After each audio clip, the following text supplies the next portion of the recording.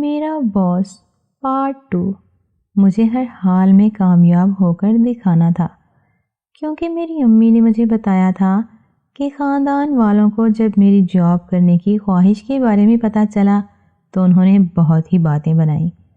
ان سب کے منہ مجھے اپنی کامیابی سے بند کرنے تھے۔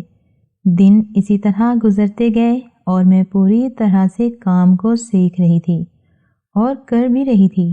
باس غور سے مجھے دیکھتے ہیں، لیکن میں نے اس بات کو اگنور کیا، زیادہ توجہ نہیں دی، کیونکہ حاجی صاحب کی ریپوٹیشن آفس میں ایک نیک اور ہمدرد اور اپنے اسٹاف کا خیال رکھنے والے انسان کے طور پر تھی۔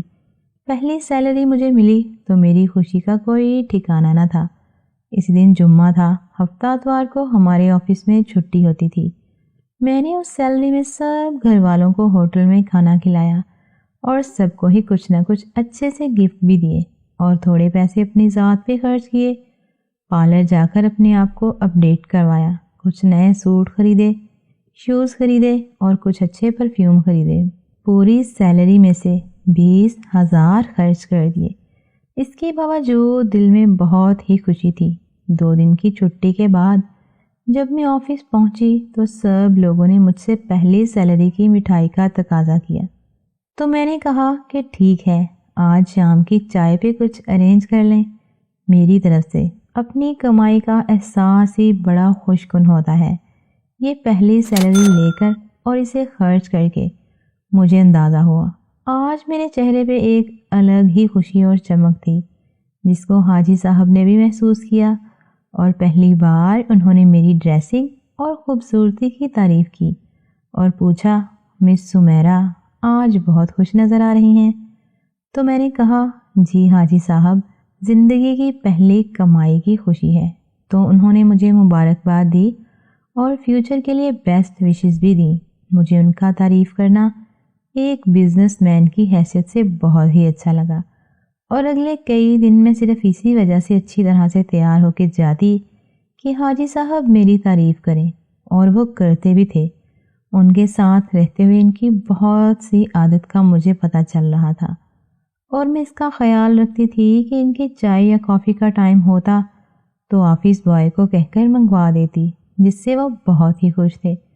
ایک دن میں اپنا نیا سلا ہوا سوٹ، جو کہ جدید فیشن کے مطابق تھا، شارٹ لینتھ شرٹ تھی اور اس کے نیچے ٹراؤزر تھا، بلیک کلر کا فومی کیپس والی شرٹ تھی، اور شرٹ کا گلا کافی کھلا ہوا تھا، لیکن میری اس تیاری کو صرف وہی دیکھ سکتا تھا جو میرے آفس میں آتا، کیونکہ آفس سے باہر میں بڑی سی چادر لپیٹ کر آتی ہوں، اور پھر حاجی صاحب اپنے ٹائم پر آتے۔ میں نے سلام کیا اور وہ جواب دے کر اپنی جگہ پر بیٹھ گئے۔ ایک نظر میری طرف ڈالی لیکن کچھ کہا نہیں، اور اپنے کام میں مصروف ہو گئے۔ ایسے ہی دن گزر گیا اور میں ان کی طرف سے تعریف کے لحاظ کی منتظر رہی آفس ٹائم ختم ہونے کے بعد میں گھر آ گئی۔ دل کچھ بجھا بجھا سا تھا۔ میں نے اتنی تیاری کی لیکن اس نے کوئی تعریف نہیں کی۔ شام کو عشاء کے بعد میرے نمبر پہ باس کا فون آیا، اور کوئی نئی بات نہیں تھی۔ کسی بھی کام کے سلسلے میں پہلے بھی فون کر لیتے تھے۔ میں نے سلام کیا اور حاجی صاحب نے حال چال پوچھا اور ایک فائل کے بارے میں پوچھا، جو میں نے بتا دیا۔ پھر بولے، سمیرہ آج آپ بہت ہی پیاری لگ رہی تھیں، بس میں کچھ ڈسٹرب تھا دن میں، اس لیے کوئی بات نہیں کر سکا۔ ایسے ہی ہمیشہ رہا کرو، بہت خوبصورت لگتی ہو۔ اور کال کاٹ دی۔ لڑکی جتنی مرضی مغرور ہو، لیکن اپنی تعریف سب کو ہی اچھی لگتی ہے، اور مجھے بھی اچھی لگی۔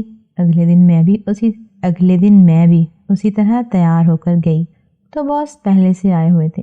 پہلے ٹیبل پر ایک پھولوں کا گفٹ رکھا ہوا تھا۔ میں نے پوچھا، یہ کہاں سے آیا؟ تو کہنے لگے، یہ میری طرف سے آپ کو گفٹ ہے۔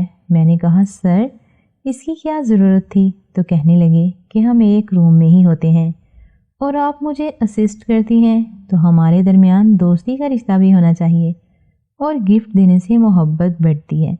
پھر میں نے کھولا تو ایک بہت ہی خوبصورت بریسلٹ تھا، جو مجھے بہت ہی اچھا لگا۔ پھر باس نے پوچھا، کیسا لگا؟ میں نے کہا، بہت اچھا۔ وہ کہنے لگے، اچھا لگا تو پہن کر دکھاؤ۔ میں نے اسی ٹائم وہ پہن لیا، پھر اپنے کام میں بزی ہو گئی۔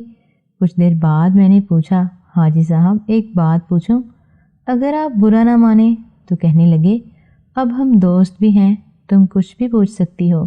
میں نے کہا، کل آپ بتا رہے تھے کہ آپ ڈسٹرب تھے، وہ کیوں تھے؟